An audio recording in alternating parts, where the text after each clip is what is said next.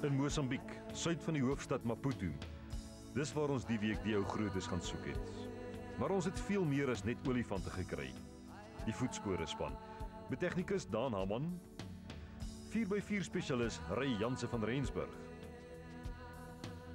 spanleier Johan Badenhorst, kameraman Lourens Human,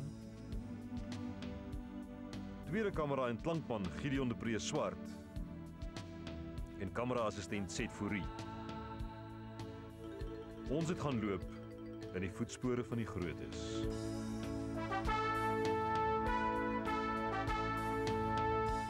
Ons reis staan nou einde se kant toe.